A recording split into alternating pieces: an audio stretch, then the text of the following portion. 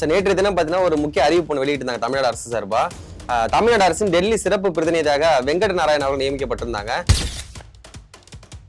ஜனநாயகன் படத்தினுடைய தயாரிப்பாளர் என்ற அடிப்படையில் தான் அவருக்கு கொடுக்கப்படுதா பொறுப்பு? எதன் அடிப்படையில் கொடுக்கப்படுதா நீங்க பாக்குறீங்க?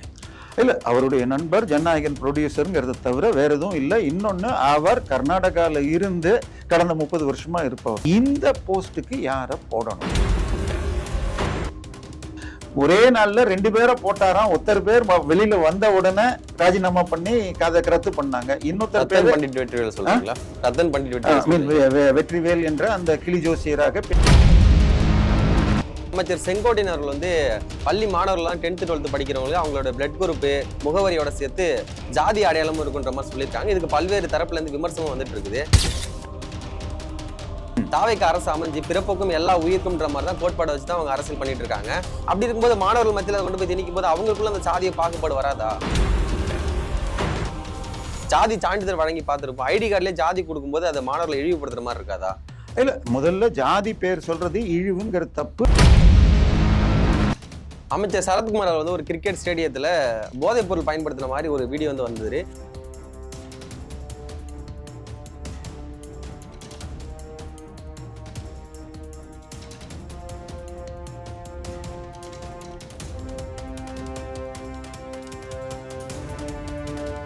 ஏடிஎம் வச்சு இப்படி பண்றாரு. அதாவது இந்த 500 ரூபா நோட், அதுவும் சாதாரண நோட் முதல் அதை வச்சு அதுவும் கையிலெல்லாம் இப்படி பண்றாரு. இதெல்லாம் மருந்துக்கு, குழந்தைக்கு மருந்துக்கு பண்ண மாட்டாங்க.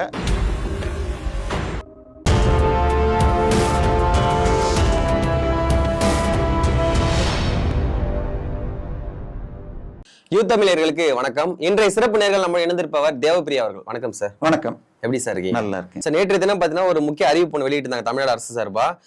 தமிழ்நாடு அரசின் டெல்லி சிறப்பு பிரதிநிதியாக வெங்கட நாராயணன் அவர்கள் நியமிக்கப்பட்டிருந்தாங்க. இதை தொடர்ந்து நிறைய விமர்சனங்களும் முன்வைக்கப்பட்டிருக்கு. ஜனநாயகன் படத்தினுடைய தயாரிப்பாளர் என்ற அடிப்படையில் தான் அவருக்கு கொடுக்கப்படுதா பொறுப்பு? எதன் அடிப்படையில் கொடுக்கப்படுதா நீங்க பாக்குறீங்க? இல்ல, அவருடைய நண்பர் ஜனநாயகன் ப்ரொடியூசருங்கிறத தவிர வேற எதுவும் இல்லை. இன்னொன்னு, அவர் கர்நாடகாவில் இருந்து கடந்த 30 வருஷமா இருப்பவர். ஸோ டெல்லி பிரதிநிதின்னு சொன்னால் முக்கியமான வேலை என்னன்னு சொன்னால் தமிழக அரசின் திட்டங்கள், இதுக்கெல்லாம் ஒரு டிபார்ட்மெண்ட்ல இருந்து காசு வரலன்னு வச்சுக்கோங்க. அங்க இருக்கிற செக்ரட்டரிகளை பார்த்து, ஐயா இந்த லெட்டர் இவர் அனுப்பிச்சிருக்காரு, போன மாசம் இந்த ஃபண்டு வரல அப்படின்னு கேட்டு, அதே போல முதலமைச்சரோ அமைச்சர்களோ வந்தால் இங்க இருந்து கூட்டிட்டு போய் அந்தந்த துறைக்கு காட்டணும். இப்ப இவர் பெங்களூர்ல இருக்க போறா, இனிமேல் டெல்லியில தான் வசிக்க போறாரா? அடுத்தது, இவர் தொழில் செய்வது கடந்த 30 வருடமாக பெங்களூர்ல பிரஸ்டீஜ்ல முதல்ல என்ற இந்த நிறுவனத்துல சிஇஓ வேலை பண்ணியிருக்காரு. கீழ் லெவலில் சேர்ந்து சிஇஓ ஆயிருக்கார். இவர் சிஏ படித்தவர், திறமையானவர். நம்ம அதுல எல்லாம் இல்லை. இவர் கடந்த 5 வருஷத்துக்கு முன்னாடி தனியாக ஆரம்பிச்சு 2 படம் 1 கோடி பட்ஜெட்ல எடுத்தார். கடந்த 2 வருஷத்துல 1000 கோடி பட்ஜெட்டுக்கு போயிருக்கார். அவர் பணமா மற்றவங்க பணமான்னு நமக்கு தெரியாது. இதெல்லாம் ஐடி டிபார்ட்மெண்ட் பார்த்துக்கணும். ஆனால் இந்த போஸ்டுக்கு யாரை போடணும்? தமிழ்ல தான் போடலாம். இல்ல, தமிழ்ங்கிறத விட்டுருங்க. இந்தியால யார வேணா போடலாம். ஆனால் அவர் டெல்லியில ஏற்கனவே கனெக்ஷன் இருந்து பல மொழிகள் பேசுபவராக, அந்த அதிகாரிகளோடு பழகியவராக, சில வருஷம் எம்பியாவோ இல்ல அங்க டெல்லியிலேயே இருந்தவராக இருந்தால், இப்ப உங்க சேனலுக்கு வரணும்னு வச்சுங்க. இன்னைக்கு கூகுள் மேப் இருக்கு, ஓரளவுக்கு வர முடியுது. சரி, இந்தியும் தெரியாம, மேப்பும் இல்லை, நீங்க சாணக்கியபுரி போகணும்னு சொல்லிட்டு வேற எங்கேயோ ஒரு பக்கத்துக்கு போயிடக்கூடாது, இல்லை, டைம் வேஸ்ட் இதெல்லாம் இருக்கும். ஸோ டெல்லியில் பழகியவராக போடணும். சரி, பிரச்சனை என்னன்னா, ஒரு முதலமைச்சருக்கு 18 PA வரைக்கும் வச்சுக்கலாம். அதுக்கு தனக்கு தேவையானவர்களை வைத்துக் கொள்ளலாம் இருக்கு. இவர் ஒரே நாள்ல 2 பேரை போட்டாராம். ஒருத்தர் பேர் வெளியில வந்த உடனே ராஜினாமா பண்ணி அதை ரத்து பண்ணாங்க. இன்னொருத்தர் பேர் பண்டிட் வெற்றிவேல் சொல்றீங்களா? ரத்தன் பண்டிட் வெற்றிவேல் என்ற அந்த கிளி ஜோசியராக பின்னால் பேரை மாத்திக்கிட்டு பண்டிட் ரத்தன் அப்படின்னு மாத்திக்கிட்டு இருக்காரு. அவரது வீரமணி எதிர்த்தார்னு ராஜினாமா இல்ல கேன்சல் பண்ணாங்க. அதே நாளில் இவருடைய மேனேஜராக இருந்து பின்னால ப்ரொடியூசராக இப்பொழுது ரூட் என்ற அந்த விளம்பர நிறுவனத்தை அவருக்கும் கொடுத்திருக்காங்க. ஜெகதீஷ் அவர் பழனிசாமிக்கும் கொடுத்திருக்காங்க. இப்ப நேத்தைக்கு இது கொடுத்திருக்காங்க. சரி, இது ஒரு முதல்வருடைய ப்ரெரோகேட்டிவ் தான் வரும். அவருடைய அமைச்சருக்கு நிகரான பதவி, அதை ஒரு தமிழ் இல்லாம ஒரு மாற்று மொழி தமிழன் இல்லன்னு என்ன சொல்றாங்கன்னா, இது தமிழ் இனத்தை கொச்சப்படுத்துற மாதிரி எதிர்கட்சியில குற்றம் சுமத்துறாங்க. ஐயா, கருணாநிதி, எம்ஜிஆர், கருணாநிதி, அண்ணாதுரை, ஸ்டாலின் இவர்கள் யாரும் தமிழர் கிடையாது. இவங்க எல்லாம் இவங்கெல்லாம் தெலுங்கர்கள், ஈவே ராமசாமியார் கன்னடர். சரியா? இது மெட்ராஸ் சமஸ்தானம் என்று இருந்த பொழுது இங்கே எல்லா மொழிகளும் இருந்திருக்கு. ஸோ இங்கேருந்து பாம்பே பார்டர் வரைக்கும் இருந்துச்சு. இந்த பக்கம் பார்த்தீங்கன்னா கிட்டத்தட்ட ஆந்திரா எண்டில் இது நம்ம இன்னைக்கு மந்த்ராலயான்னு சொல்கிற அது வரைக்கும் நம்ம தமிழ்நாடு இருந்திருக்கு. ஸோ அதனால இந்த மெட்ராஸில் என்டிஆர் இவங்க எல்லாம் மலையாள ஹீரோ சூப்பர் ஹீரோஸ்லாம் இங்கே தான் தங்கியிருந்தாங்க. அந்த வேறுபாடுகள் வேண்டாம். நான் சொல்றது இவர் டெல்லியில் கான்டாக்ட் உள்ளவரா, டெல்லியில தெருவா தெரியுமா? இப்ப டெல்லியில ஏதோ ஒரு எம்பசி, இப்ப நம்ம 4 நாள் முன்னாடி அமெரிக்காவினுடைய தூதர் இவரை சந்திச்சார். இப்ப அதே மாதிரி ஏதோ ஒரு எம்பசில இருந்து போன் வருதுன்னா அந்த எம்பசிக்கு போய் என்னன்னு கேட்கணும்னா அவருக்கு அங்க எங்க இருக்குன்னு தெரியணும், நாலேஜ் இருக்கணும், டைம் அதை அங்க ஸ்பெண்ட் பண்ணி அந்த வேலையை செய்யற மாதிரி இருக்கணும். அதுக்கு இவர் ஒத்துக்கிறாரான்னு பார்க்கணும். இது மாதிரி போஸ்டிங்குகளை பெருமளவில் முன்னாடி கட்சிக்காரர்கள் முன்னாள் எம்பிகளை போட்டிருக்காங்க. ஸோ இவர் கட்சியிலும் இல்லை. இன்னும் சொல்ல போனால் இவர் மெஜாரிட்டி இல்லாம, அதாவது இவர் முதல்ல லெட்டர் கொடுத்தப்பவே நான் சிங்கிள் லார்ஜஸ்ட் பார்ட்டின்னு கொடுத்திருந்தா கவர்னர் ஐயா உனக்குன்னு கொடுத்துருக்கணும். இவர் போய் காங்கிரஸோடு சேர்ந்து 112 கொடுத்துட்டார். இப்ப இனிமே இந்த இதுக்கு அவருக்கு சம்பளம் உண்டு, கேபினெட் இருக்குன்னு சொன்னால் அதை ராஜினாமா பண்ணணும். அந்த இது ஒரு கேபினெட் அமைச்சர் என்பவர் ஆஃபீஸ் ஆஃப் ப்ராஃபிட்னு வேற ஜாப்ல இருக்கக்கூடாது. திருமதி சோனியா காந்தி அவர்கள் முதல்ல என்டிஏ சேர்பர்சன் எடுத்து இந்த யூபிஏ சேர்பர்சன் எடுத்துக்கிட்டது ஆஃபீஸ் ஆஃப் ப்ராஃபிட்னு சொல்லிட்டு 2006 தேர்தலுக்கு பிறகு ஒரு முறை ராஜினாமா பண்ணிட்டு திருப்பி அதை சட்டத்தை திருப்பி தேர்ந்தெடுக்கப்பட்டார்கள். ஸோ இது ஆஃபீஸ் ஆஃப் ப்ராஃபிட்டா அவர் விடுவாரா? இதே நம்ம உதயநிதியை எடுத்துக்கிட்டா 2021 அவர் ரெட் ஜெயிண்ட்ல 7.5 கோடி போட்டு நான் இன்வெஸ்ட் பண்ணி டைரக்டரா இருக்கேன்னு கொடுத்தார். அமைச்சரான பொழுது அதை ரிசைன் பண்ணிட்டார். ஆனால் இந்த 26 அந்த பணம் எங்க போச்சுன்னே இல்லை. அப்ப போன முறை இன்ப நிதி மைனர் என்று அவருடைய அஃபிடவிட்ல இருந்துச்சு. இப்ப அவர் 21 ஆயிடுச்சு, அவர் தேவையில்லை. ஆனால் அந்த 7.5 கோடியை நான் மாத்தினு கணக்கு காட்டணுமா? இல்லை, அதையும் காட்டல. வழக்கு போட்டிருக்காங்க, வழக்கு வரும். ஸோ ஆஃபீஸ் ஆஃப் ப்ராஃபிட் பண்ணக்கூடாது. அவர் விலகிட்டு டெல்லியிலேயே இருந்து சாதிப்பவர்னா பெரிய தவறு சொல்ல முடியாது. ஆனாலும் தமிழ்நாட்டுக்கு முன்னாள் ஓய்வு பெற்ற அதிகாரிகள் அல்லது எம்பி ஒரு தடவை 2 தடவை எம்பியாக இருந்தவர்கள் கொடுத்தால் அவங்களுக்கு கான்டாக்ட் இருக்கும். ஒரு வேலை ஆகணும்னு வச்சுக்கோங்க. ஜெயலலிதா என்ன பண்ணுவாங்களாம், கரெக்டான டெல்லி ரெப்ரசன்டேட்டிவ் வச்சுக்கிட்டு அந்த துறை செயலாளர் என்ன மொழி பேசுவாங்களோ, அவரு கன்னடம், தெலுங்கு, மலையாளம், இவங்களுக்கு இன்னும் ஹிந்தி எல்லாமே தெரியும். ஸோ அந்த மொழியில பேசி கேட்பாங்க. இப்போ உங்க கன்னடக்காரன் ஏன்றி யாவாகிதரன்னு, ஓ நீ கன்னடா கொத்தான்னு உடனே நம்ம கிட்ட ஃப்ரெண்டா பழகுவாங்க. அப்படி இல்லாம ஒரு புது ஆளை கொண்டு போய் அங்க வைக்கிறதுல அவர் பெங்களூர்ல பிசினஸ் பண்றவருங்கிறப்ப எனக்கு எதுக்குன்னு புரியும். இப்போ தொடர்ந்து பார்த்தீங்கன்னா அமைச்சர் செங்கோட்டையன் அவர்கள் பள்ளி மாணவர்கள்லாம் 10th 12th படிக்கிறவங்களுக்கு அவங்களோட பிளட் குரூப்பு முகவரியோட சேர்த்து ஜாதி அடையாளமும் இருக்குன்ற மாதிரி சொல்லியிருக்காங்க. இதுக்கு பல்வேறு தரப்புல இருந்து விமர்சனம் வந்துட்டு இருக்குது. ஜாதி சான்றிதழ் வழங்கி பார்த்துருப்போம், ஐடி கார்டுலேயே ஜாதி கொடுக்கும்போது அதை மாணவர்களை இழிவுபடுத்துற மாதிரி இருக்காதா? இல்ல, முதல்ல ஜாதி பேர் சொல்றது இழிவுங்கிற தப்பு. இழிவு செய்யப்பட்டது கடந்த 200 ஆண்டுகள். முதல்ல புரிஞ்சுக்கணும். அதாவது இன்னைக்கு நம்ம படிக்கிற கல்வி, இந்த வெஸ்டர்ன் எஜுகேஷன்ங்கிறது 1800களில் உலகம் ஃபுல்லா 10% கூட இருக்காது. படிச்சவன் அவன் தொழிலுக்கு வேணுங்கிறத படிப்பான். ரொம்ப தூரம் வேணாம். ஏன்னா இன்னைக்கு நம்ம பேசிக்கொண்டிருக்கும் பொழுது பாக்யராஜ் அவர்கள் இறந்து இருக்கிறார்கள். ஸோ அந்த காலகட்டங்களில் கோழி கூவுதுன்னு ஒரு படம் வந்துச்சு. அதுல ஒரு பாட்டுல வரும், சரியா? இது பிரபு லெட்டர் எழுதுவார். செகண்ட் ஹீரோ பிரபு, ஃபர்ஸ்ட் ஹீரோ சுரேஷுக்கு லெட்டர் எழுதி என் காதலிக்கு படிச்சு காட்டுன்னு சொல்லியிருப்பார். தம்பி ராமகிருஷ்ணா கூச்சப்படாம படிச்சு காட்டுன்னு அந்த பாட்டிலேயே வரும், பூவே இளைய பூவேங்கிற பாட்டில். ஸோ 1984 கூட படிக்க தெரியாதவர்கள் இருந்திருக்கிறார்கள் கிராமத்தில், இன்னைக்கும் இருக்காங்க. ஸோ படிப்புங்கிறது குமாஸ்தா படிப்பு படிக்கிறதுனால எந்த பிரயோஜனம் இல்லை. நான் பார்க்குற யூடியூப் சேனலில் இருக்கிற பெரும்பாலானோர் இன்ஜினியரிங் படிச்சுட்டு இந்த வேலையை பண்ணுறாங்க இன்னும். ஸோ அதுக்கப்புறம் இன்னும் பலர் இல்லை, நீங்களாவது கம்யூனிகேஷன் படிச்சிருந்தா யூஸ் ஆகலாம்.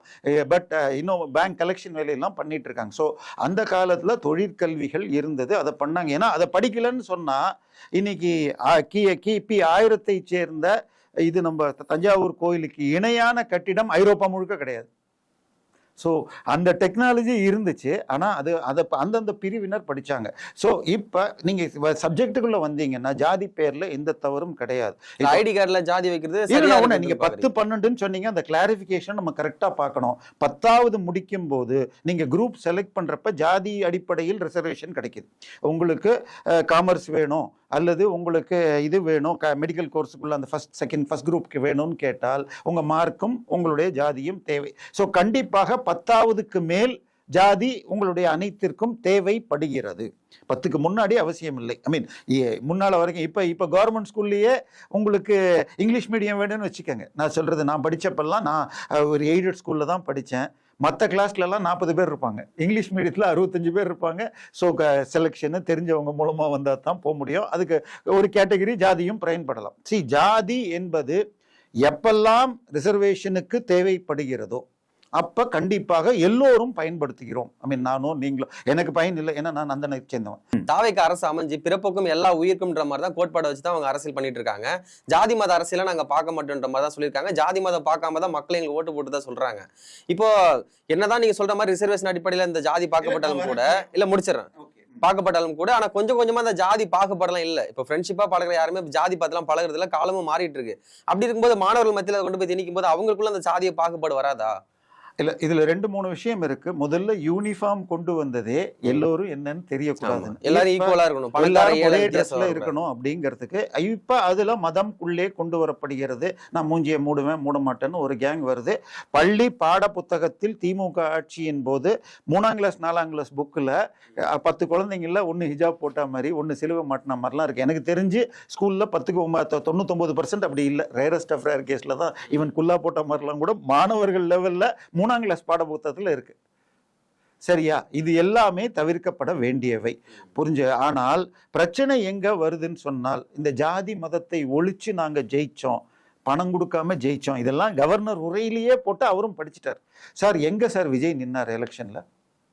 பெரம்பூர்லயும், இன்னொன்னு திருச்சி கிழக்கில் 2,30,000 ஓட்டுகளில் 85,000 ஓட்டுகள் அவருடைய ஜாதி, அதுவும் கிறிஸ்தவர்கள் என்று ஸ்பெசிபிக்காக தேர்ந்தெடுக்க நிக்க வச்சது. மதத்தின் அடிப்படையில் உள்ள ஓட்டு, மதம் ஜாதி இரண்டையும் வைத்துதான் அந்த சீட்டு தேர்வெடுக்கப்பட்டது.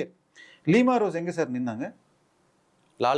லால்குடியில 1,35,000 மக்கள் உடையார் ஜாதியை சேர்ந்தவர், அவரும் உடையார் ஜாதி. சோ எப்படி நிக்க வைக்கிறாங்க? ஸோ 44 ரிசர்வ் கான்ஸ்டியூன்சியில் எஸ்சி மக்கள் மட்டும்தான் நிற்க முடியும்.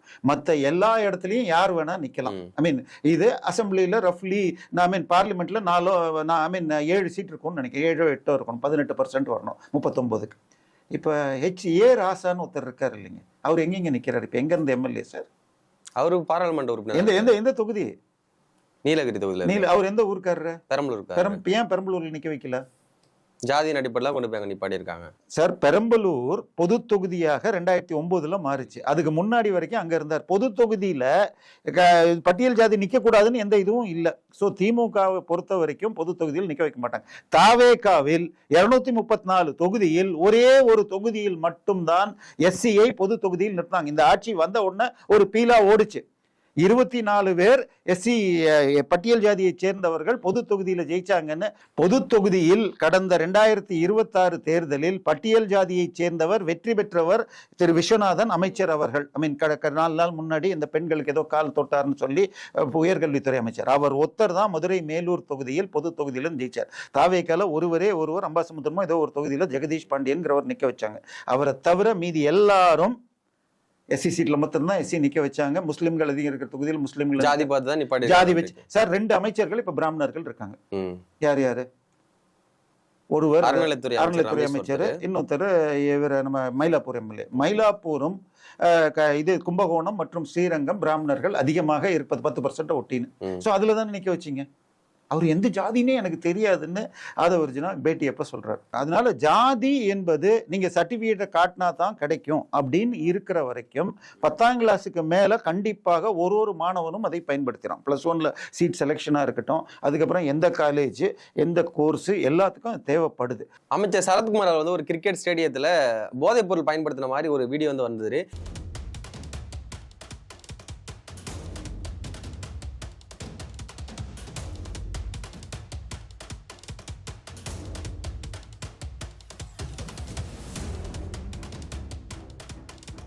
அது தொடர்ந்து அவரும் பார்த்தீங்கன்னா அதை மறுத்து ஃபேமிலியோட இது இல்லை போதைப் பொருள்லாம் கிடையாது, என்னோட குழந்தைக்கு நான் மாத்திரையை நசுக்கி கொடுத்தன்ற மாதிரி சொல்றாங்க. உண்மை செய்தி என்னன்னு நிறைய பேர் எப்படி சொல்றாங்கன்னா, ரூபா நோட்லயும் ஏடிஎம் கார்டுலயும் வந்து போதைப் பொருள் வச்சா அதுல டச் ஆகாது, அதனாலதான் அது ப்ராப்பரா பயன்படுத்துக்கான்னு சொல்றாங்க. எது உண்மை சார்? இல்ல ஒரு விஷயம், அந்த வீடியோ ஃபுல்லா ஐ மீன் சின்ன சின்ன கட்டுக்கட்டா தான் வருது, சரியா? அது பிரகாரம் அவர் ஏடிஎம் ரூபா நோட்டு மேல வச்சு ஏடிஎம் வச்சு இப்படி பண்றாரு. அதாவது இந்த 500 ரூபா நோட், அதுவும் சாதாரண நோட்டு கூட இல்லை, அதை வச்சு அதுவும் கையில எல்லாம் இப்படி பண்றாரு. இதெல்லாம் மருந்துக்கு, குழந்தைக்கு மருந்துக்கு பண்ண மாட்டாங்க. நம்பர் 1. நம்பர் 2, குழந்தைக்கு உடம்பு சரியில்லைன்னா மேட்சுக்கு போகணுமாங்கிறது எனக்கு புரியல. ஐ மீன் மாத்திரை எந்த குழந்தை முழுங்க மாட்டாங்க, எல்லாருமே முழுங்குவாங்க. இல்ல 3 வயசு கீழே இருக்கிற குழந்தைங்களுக்கு மாத்திரையே 90% கொடுக்க மாட்டார்கள். அது கொஞ்சம் அது அவரோட குழந்தை இல்லைன்னு சொல்றாங்களே. இல்ல நான் ஒண்ணுன்னா வரேன். நான் சொல்றது, இன்னைக்கு நீங்க குரோசின் இதெல்லாம் இந்த ஜுர மாத்திரை கூட 3 வயசு கீழே இருக்கிறவங்களுக்கு சிறப்பா கிடைக்கும். ஸோ மாத்திரையாக வராது. ஸோ 90% குழந்தைங்களுக்கு மாத்திரையாக வராது. ஸோ மாத்திரையை எடுத்துட்டு போற அளவுக்கு உடம்பு சரியில்லை என்று இருந்தா போயிருக்க மாட்டாங்க. ஒரு நல்ல தந்தையாக இருந்தால் போயிருக்க வாய்ப்பு இல்லை. இன்னும் இல்லைன்னா சின்ன டம்ளரை வச்சு லேசா கரைக்கவும் முடியும். ஸோ இதுல ரூபா நோட்டை பயன்படுத்தினால் இந்த உடைக்கும் பொருள் ஒட்டாது. பிளஸ் அதே மாதிரி கார்டை வச்சு மாத்திரையை, நான் இப்போ உங்களுக்கு மாத்திரை தரேன், கண்டிப்பாக ஏடிஎம் கார்டை வச்சு அடிச்செல்லாம் உடைக்க முடியாது. ஸோ கையால உடைக்கலாம், கையால கையால 2ஆ உடைக்கலாம், நசுக்க முடியாது. இப்ப சின்ன டேப்லெட் போதும் பாதி கொடுக்கணும்னு வச்சுக்கோங்க, அப்ப பாதியா உடைக்கலாம். பவுடர்லாம் ஆக்க முடியாது நிச்சயமா ஏடிஎம் கார்டுல. இல்ல கையில அப்படி தண்ணியில கரைச்சு கொடுக்கலாம்னு பார்த்தா தண்ணியில போட்டா கொஞ்ச நேரத்துல அதுவாவே கரைஞ்சிரும். இல்ல அதுதான் சொல்றேன். அப்படி இல்லாம இது நம்புற மாதிரி இல்லை. இன்னொன்னு, நீங்க சொன்ன மாதிரி அந்த குழந்தை போட்டோ போட்டு அந்த குழந்தையுடைய அப்பான்னே ஒரு ஐடி இருப்பதாக பல இந்த பக்கம் திமுக ஐடி விங்ல இருந்து போட்டிருக்காங்க. சரி, தவிர்க்கப்பட நம்மில் பலரும் பல ரோட்ல போனா கூட இந்த ஜர்தாவை போட்டு இப்படி இப்படி பண்ணி போடுற பழக்கங்களை பார்த்துருக்கோம். அதுக்கு அடுத்த லெவல் டைப் ஆஃப் ஏதாவது இருந்திருக்கலாம். இது அலௌடு. ஆனால் இது தவிர்க்கப்பட வேண்டியது. இன்னைக்கு கேமரா எங்கெல்லா இடத்துலையும் இருக்கிறதுனால மாட்டியிருக்காங்க. இப்ப அவர் இல்லைன்னு சொல்றாரு.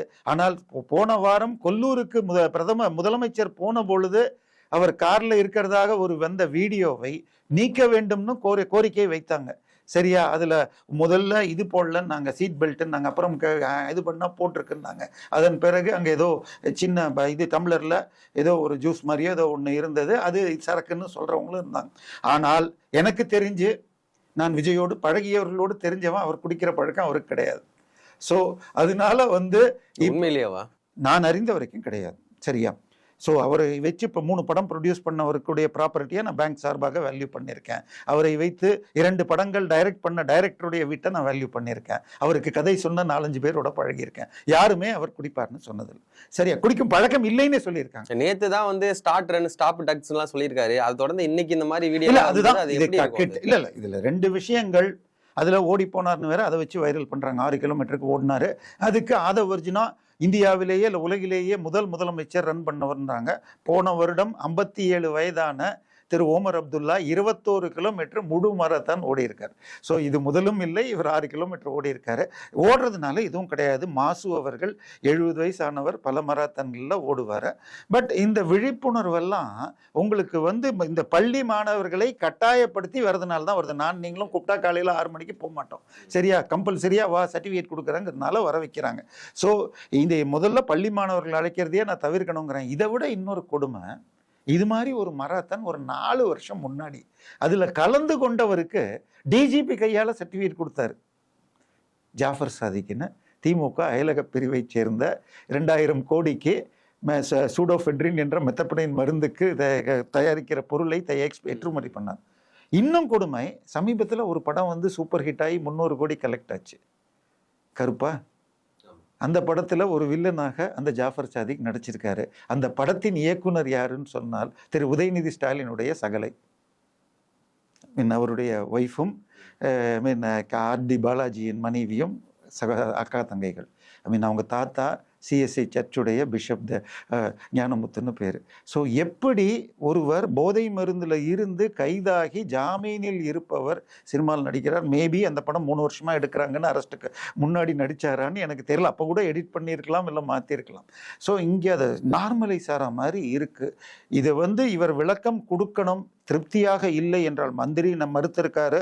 இதே நீங்க பார்த்தா 4 நாள் முன்னாடி இது விஜய் பர்த்டே அன்னைக்கு ஒரு நிகழ்ச்சியில ஒரு குழந்தை மயங்கின குழந்தைக்கு ஏதோ முதலுதவின்னு சொல்லி பண்ணது தவறான டச்சிங்னு சொல்லி அது நான் அப்படி தொடலன்னு சொல்லி அப்புறம் மன்னிப்பும் கேட்டிருக்காரு. அப்படி புரியப்பட்டிருந்தால் மன்னிப்பும் கேட்டிருக்காரு. இதுவும் என்னை கேட்டு ஏதோ சின்ன இதுல பண்ணிட்டேன்னு மன்னிப்பு கேட்கலாம். பட் அப்படி பண்ணியிருந்தால் அவரை ஒதுக்குவதுதான் சரியாக இருக்கும். என்னை பொறுத்த வரைக்கும் 100% செக் பண்ணிட்டு அதுல 1% சந்தேகம் இருந்தால் கூட இவரை ஒதுக்குவது சரியாக இருக்கும். ஓகே. இது தொடர்ந்து பார்த்தீங்கன்னா கடலூர் மாவட்டத்துல தாவேக்காவுடைய அந்த மாவட்ட இணை செயலர் இருக்கக்கூடிய புலவேந்திரன் அவர்கள் வந்து அது ஒரு குவாரியில வந்து வண்டல் மண் அள்ளுறதுக்கு விவசாயிங்க கிட்ட 1 லட்ச ரூபாய் லஞ்சம் கேட்டதாக கட்சி விட்டு அவர் நீக்கியிருக்காங்க.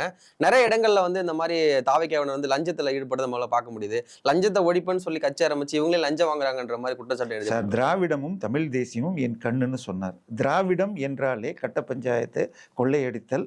இதை நான் சொல்லல, ஸ்டாலின் அவர்கள் செந்தில் பாலாஜி கைதாகின பொழுது என்ன வெளியே வந்த போது மீசா காலத்தை விட பெரிய தியாகின்னு சொன்னார். ஸோ திராவிட மாடலில் தவறான வகையில் சம்பாதிப்பது தியாகம். அதில் தலைமைக்கு கொடுத்ததை காட்டி கொடுக்காம இருந்தால் தியாகம். ஸோ இவர் கட்சியில் யார் வந்தாலும் சேர்த்துக்கிறார். சனிக்கிழமை என்றாலே ஜேஜேன்னு கூட்டம் அங்கே சேருதுன்னு எல்லாம் ஓட்டுறாங்க. இப்போ அவருடைய கட்சியை சேர்ந்த திருநெல்வேலி எம்எல்ஏவாக இருப்பவர் சட்டவிதமாக கல்குவாரியில் 5.5 கோடி ஃபைன் போடப்பட்டவர். நேற்றைக்கு இப்போ புதுக்கோட்டை விராலிமலை விஜயபாஸ்கர் சேருகிறார்னு வந்துச்சு, இன்னும் தள்ளி போட்டிருக்காங்கன்னு இருக்காங்க. அவர் குட்கா கடத்தல் வழக்கில் குட்கா வியாபாரிகளிடம் பணம் வாங்கினார்னு வழக்கு இன்னைக்கு வரைக்கும் பெண்டிங் இருக்கு.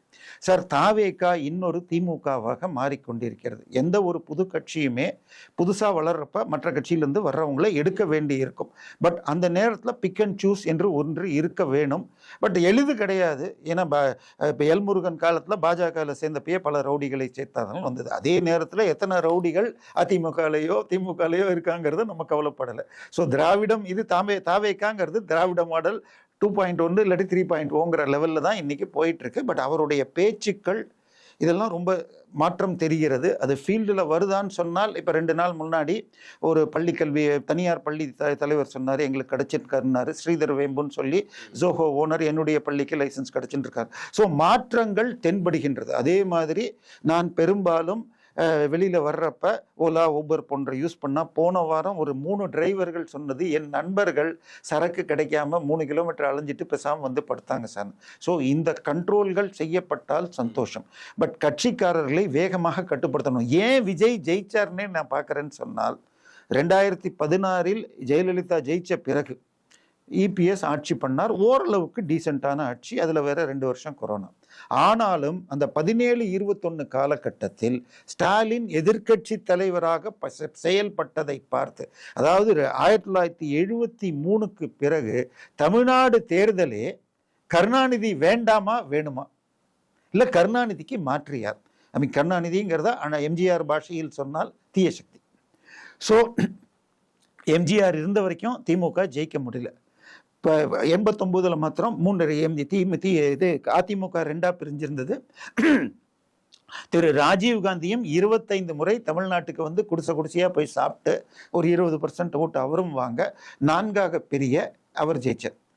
91ல் ராஜீவ்காந்தி மரணம், அந்த கொலைகாரர்களுக்கு திமுக துணை நின்றதுங்கிற சந்தேகம் வந்ததுனால தோற்றார்கள். 96ல் ஜெயலலிதா வளர்ப்பு மகன் திருமணம் மற்றும் பல்வேறு விதமான வழக்குகள் செய்ததால் வேற வழி இல்லாமல் திருப்பி திமுக போனாங்க. அதுக்கும் கூட ரஜினிகாந்த் ஆதரவு வரை இருந்தது. அப்ப கூப்பில் 5 வருஷம் உட்கார வச்சாங்க. 2001ல் திருப்பி ஜெயலலிதா வந்தார்கள். 2006ல் ஜெயிச்சு வந்த உடனே கூப்பில் 10 வருஷம் உட்கார வச்சாங்க. பட் ஸ்டாலின் என்றவர் எதிர்க்கட்சி செயல்பாடு நன்றாக இருந்ததுங்கிறப்ப கிட்டத்தட்ட 2021 தேர்தல் தான் திமுகவுடைய ஒரு பாசிட்டிவ் ஓட்டுன்னே நான் சொல்லுவேன். 73க்கு பிறகு முதல் முறையாக திமுக வரட்டும்னு பாசிட்டிவ் ஓட்டு, கூட்டணி பலம் எல்லாம் சேர்ந்தாலும் மக்கள் இந்த முறை ஏன் மாத்தி போட்டாங்கன்னா, எம்ஜிஆருக்கு ஒரு கதை உண்டுங்க. யாராவது கட்சிக்காரன் தப்பு பண்ணா தோட்டத்துக்கு கூட்டிட்டு வந்து சாட்டையில் அடிப்பாரும்பாங்க. ஜெயலலிதா அதற்கு மாற்றாக அடுத்த நாளே நமது எம்ஜிஆர்ல கட்டம் கட்டுவாங்க. அது இப்போ போலீஸாக இருந்தாலும், போலீஸாக இருந்தால் டிஸ்மிஸோ இல்லாட்டி சஸ்பெண்டோ அடுத்த நாளே பண்ணுவாங்க. கட்சிக்காரனையும் கட்சியிலேருந்து நீக்குவாங்க. ஆனால் திமுகன்னா அவங்க கேஸை ஃப்ராடா போட்டு காப்பாற்றுவாங்க.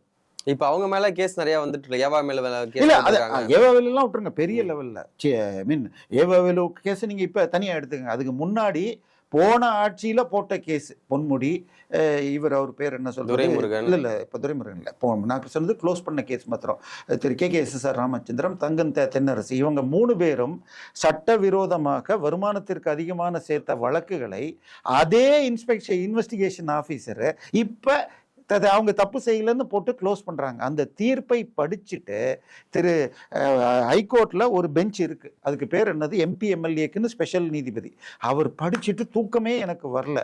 அதுவும் பொன்முடி என்ன பண்ணாரு, அவருடைய மாவட்டம் விழுப்புரம், அங்க இருக்கிற டிஸ்ட்ரிக்ட் ஜட்ஜி சரிப்பட்டு வர மாட்டாங்கன்னு ஏதோ ஒரு விதமாக மூவ் பண்ணி அதை வேலூர்ல அவருக்கு வேணுங்கிற ஜட்ஜி கிட்ட கொண்டு போய் அதை வந்து 3 மாசத்துல ரிட்டையர் ஆகிறதுக்கு 3 மாசம் இருக்கவங்கள்ட்ட கொண்டு போய் ரிட்டையர் ஆகிறதுக்கு முன்னாடி க்ளோஸ் பண்றாங்க. இந்த ஜட்ஜ்மெண்ட்ல என்ன இருக்கோ அதே காப்பி பேஸ்ட் பண்ணி அந்த 2 பேரையும் விடுவிச்சு கடைசியில அவர் இதை நான் ரிவர்ஸ் பண்றேன்னு பண்ணார். இதை எதிர்த்து உச்சநீதிமன்றத்துக்கு முதல்ல போனப்ப உச்சநீதிமன்ற தலைமை நீதிபதி நீதிபதி ஆனந்த் வெங்கடேஷ் போன்றவர்கள் கடவுளால் அனுப்பப்பட்டவர்கள் அப்படின்னு சொன்னாங்க. அதுக்கப்புறம் கீழே திருப்பி வேற பெஞ்சுக்கு போய் ஸ்டே ஆகி இன்னைக்கும் ஓடிக்கிட்டு இருக்கு. இந்த இப்ப நடக்கிற கேஸ் ஏவாவேலு மேல வந்து லஞ்ச ஒழிப்புத்துறை புகார் அடிச்சு அவங்க நடவடிக்கை எடுத்துட்டு இருக்காங்க. அது தொடர்ந்து பாத்தீங்கன்னா செந்தில் பாலாஜி மேலேயும் கேஸ் தொடரப்படலாம், இன்னொரு 5 MLAக்கள் முன்னாள் அமைச்சர்கள் கைது பண்ணுவாங்களா, இல்ல என்ன நடக்கும் சார்? ஏவாவேலு அவர்கள் 2022 கரூர்ல 7 கோடி ரூபாய் கான்ட்ராக்ட் உத்தரவு கொடுத்திருக்காரு. ரோடே போடாம, ரோடு போட்டதாக இப்ப நீங்க இன்ஜினியர்னு சொன்னீங்க, என்ன இன்ஜினியர்னு தெரியல, சிவிலாக இருந்தால் நீங்க போட்டதுக்கு பில்டிங் இந்த வாரம் எவ்வளவு கட்டி முடிச்சிருக்காங்க, அடுத்த வாரம் என்ன கட்டியிருக்காங்க, எத்தனை ஹைட்டுங்கிறதுக்கு பேர் மெஷர்மெண்ட். அதை ஒரு புக்கில் எழுதினா புக்கும்பாங்க. ஸோ மெஷர்மெண்ட் புக்கில் முடிச்சதாக எழுதி 3.25 கோடி கொடுத்துருக்காங்க. ஸோ இதை அப்ப இன்ஜினியர் லெவல் வரைக்கும் கீழே போடாத ரோட்டை போட்டதாக அந்த நபர், இவருடைய செந்தில் பாலாஜியுடைய வலதுகை, அந்த வருஷம் 32 கான்ட்ராக்ட்ல 21 கான்ட்ராக்ட் அவருக்கே போயிருக்கு. சரியா? இப்ப போடாத ரோட்டுக்கு போட்டதா 2022 இத்தனை ஆதாரங்களோடு கொடுத்த கேஸை திமுக தூங்க வச்சிருந்தது. அதை நிர்வாகம் செய்த அந்த துறை உள்துறை கீழே வரும், அதற்கு அமைச்சராக ஸ்டாலின் தான் இருந்தார். இப்ப அந்த கேஸை எடுத்து இவங்க இப்ப நேத்தைக்கு ரெய்டு பண்ணியிருக்காங்க. பத்திரிகைகளில் 40 லட்சம் பிடிச்சாங்க, பிளஸ் இவருடைய கல்லூரிகளில் ஏதோ CD இதெல்லாம் எடுத்திருக்கோன்னு வந்தது. பட் இவர் பேட்டி கொடுத்தது 1 பைசா கூட பிடிக்கலன்னு பேட்டி கொடுத்திருக்கிறார். இப்போ உங்ககிட்ட சொத்து எவ்வளவு இருக்கு அப்படின்னு கேட்டா, உங்க பேர்ல வேட்பு மனு தாக்கல் செய்யறப்ப உங்க பேர்ல, உங்க மகனுமே பேர்ல, உங்களுடைய குழந்தைகள் 21 வயசுக்கு கீழே இருந்தா அதை கொடுக்கணும். அது தவிர கடைசி 5 வருஷம் நீங்க சம்பாதிச்ச வருமானத்தையும் IT லிஸ்ட் படி கொடுக்கணும். அதுக்கு மேல எந்த சொத்து சேர்த்திருந்தாலும் அது வருமானத்துக்கு அதிகமானது. நீங்க அமைச்சராக மாறும் பொழுது வேற எந்த வேலையும் வச்சுக்கூடாது. ஸோ இப்ப இந்த பீரியட்ல இதுல இன்னொரு பிரச்சனை வருது. இப்போ இந்த கம்பெனியில 2-3 விதமான கம்பெனி இருக்கு. ப்ரொப்ரைட்டர்ஷிப் கம்பெனி, பிரைவேட் லிமிடெட்ஷிப், பார்ட்னர்ஷிப். இந்த பிரைவேட் லிமிடெட் கம்பெனியாக இருந்தால் அதை சேர்க்கறது இல்லை, இல்லாட்டி அந்த ஷேர் மதிப்பு மாத்திரம் காட்டுறாங்க. இப்போ நம்ம KN நேரு பேரில் இன்னொரு வழக்கு போட்டிருக்காங்க. அது வந்து ED லெட்டர் போட்டிருக்காங்க. KN நேரு இப்போ கொடுத்துருக்கிற சொத்து 2.45 கோடி. KN நேருடைய இந்த கேஸே எப்படி வந்துச்சுன்னா, ட்ரூடோம் பிரைவேட் லிமிடெட்ங்கிற ஒரு கம்பெனியில் 25 கோடி கடன் வாங்கி திருப்பி ஒழுங்காக கட்டலன்னு வந்த ரெய்டு பண்ணப்ப ட்ரூ வேல்யூ ஹோம்ஸ் பிரைவேட் லிமிடெட்னு அவருடைய தம்பி கம்பெனியில் தம்பியுடைய PA உடைய ஃபோனில் இருந்ததெல்லாம் வச்சு பிடிச்சாங்க. அந்த ட்ரூ வேல்யூ ஹோம்ஸ் லிமிடெட் வெப்சைட்ல போய் பார்த்து ஒரே ஒரு லைன் பாருங்க, வந்து கம்ப்ளீட்டட் ப்ராஜெக்ட்ஸ்னு போட்டிருப்பாங்க. சென்னையில் அந்த கம்பெனி முடித்த ப்ராஜெக்டுகளுடைய இன்றைய மதிப்பு ஒரு 50,000 கோடி வரும். எவ்வளோ? அபிராமி தேட்டர் தெரியுமா புரசோகத்தில்? அது பக்கத்து ரோட்ல லும்பினி ஸ்கொயர்னு ஒரு பில்டிங், அடி மனை 9 லட்சம், 9 ஏக்கர் 4 லட்சம் சதுரடி, பில்டப் ஏரியா 10 லட்சம் ஸ்கொயர் ஃபீட், சேலபிள் ஏரியா 15 லட்சம் ஸ்கொயர் ஃபீட். அங்கே 30,000 ரூபா ஸ்கொயர் ஃபீட் போகும். அப்போ 15,000 × 30,000 எவ்வளோன்னு போட்டுக்கங்க. அந்த ஒரு ப்ராஜெக்ட் அடையாறுல இது மாதிரி. ஸோ ஏவாவேலுக்கு 6 காலேஜ்கள் இருக்குது. இதெல்லாம் எந்த கணக்கில் வருது? ஏன்னா போன ஆட்சியில் சேவூர் ராமச்சந்திரன்ற ஒரு அதிமுக அமைச்சர்கள் மீது கேஸ் போட்டப்ப அவருடைய மகனுடைய CBSE பள்ளியும் மகனுடைய பிரைவேட் லிமிட்டையும் அதில் சேர்த்தாங்க. இப்போ இவர் நடத்துகின்ற Arunai medical college, Arunai engineering college, Kamban institute of technology, Kamban school எல்லாத்தையும் சேர்த்தால் பல ஆயிரம் கோடிகள் வரும். இவர் கோயம்புத்தூர்ல மிகப்பெரிய அளவில் ஃபினான்ஸ் பண்றாருன்னு வருது. சார், குறைந்தபட்சம் செந்தில் பாலாஜி, சேகர் பாபு, KN நேரு, திரு ஏவாவேலு, போன்றவர்கள் ஏற்கனவே வழக்கில் இருப்பவர்கள். இதை தாண்டி இந்த நான் சொன்ன 3 பேர் KKSSR இவங்க 3 பேருடைய வழக்கில் அவங்க போய் ஸ்டே வாங்கியிருக்காங்க. இப்போ லஞ்ச ஒழிப்புத்துறை போய் உச்சநீதிமன்றத்தில் அப்பீல் பண்ணி அவங்கள இழுப்பாங்க. இதை தவிர ஜெகத் ரட்சகன் இன்னும் பலர் இருக்காங்க. என்னுடைய கணக்கு, அதாவது TVKவுக்கு அவங்க கொடுத்துள்ள வாக்குறுதிகளை நிறைவேற்றுவது கஷ்டம். இப்போ மாதத்துக்கு 6 வருஷத்துக்கு 6 சிலிண்டர், 2500 ரூபா பெண்களுக்கு, இந்த மாதிரி கொடுத்ததெல்லாம் தள்ளி போடப்படும். இதை திருப்பறதுக்கு பெஸ்ட் ஆப்ஷன் திமுக ஊழல் பண்ணுச்சுன்னு. ஸோ அடுத்த 1 மாதத்திற்குள் எல்லா கேஸ்களும் அடுக்கப்படும். நேற்றைக்கு சினோரோ அசோக் என்ற துறைமுகம் தொகுதியின் தாவேகா வேட்பாளரை தாக்கிய வழக்கில் அந்த வழக்கை க்ளோஸ் பண்ணணும்னு இவர் ஹைகோர்ட்டில் போட்டதை தள்ளுபடி பண்ணியிருக்காங்க. கைதுங்கிறது சட்டப்படி பார்த்தீங்கன்னா அதுக்கு போடுற பிரிவில் 7 வருஷத்துக்கும் அதிகமான தண்டனை இருந்தால் தான் பண்ணலாம். மற்றபடி தேவைன்னா போலீஸ் பண்ணுறாங்க. ஸோ ஒத்துழைக்கவில்லை என்றால் கைது செய்யலாம். இப்போ செந்தில் பாலாஜி கைது செய்யப்பட்டார். பொன்முடி, ஜெகத் ரட்சகன் மேலேயும் ED ரெய்டு வந்துச்சு, அவங்களுக்கெல்லாம் கைது ஆகலை. ஸோ ஒத்துழைப்பு கொடுக்கலன்னா கைது இருக்கலாம். ஆனாலும் விஜய் சில அமைச்சர்கள், கரூரில் இருக்கிற பிரச்சனைக்கு செந்தில் பாலாஜி, சேகர் பாபு சில விஷயங்கள் என ஓரிருவரை மிக விரைவில் கைது செய்யணும்னு கேட்டுக்கொண்டிருப்பதாகவும். இப்போ இது DVSக்கு யாருங்க டைரக்டர்? அருண் IPS அவர்கள். அவர் நீ தமிழ்நாட்டிலேயே இருக்கக்கூடாது, வெளியில் போடணும்னு சொல்லி ஆதவர்ஜுனா பேசியிருக்கார். விஜயுமே கூட மனுவே கொடுத்திருக்கிறார். ஆனால் அவரை போடுவதற்கு முன்பாக அவர் திருமாவளவன் மூலமாகவும் மேலும் சில மூலமாகவும் கேட்டுக்கொண்டு ஆபரேஷன் ப்ளூ ஜெயண்ட் என்ற ஒரு பெயரில் முதல் குடும்பம் வரை 3 மாதத்திற்குள் கை வைக்கும் அளவிற்கு என்னிடம் ஆதாரங்கள் இருக்கிறதுன்னு சொன்னாராம்.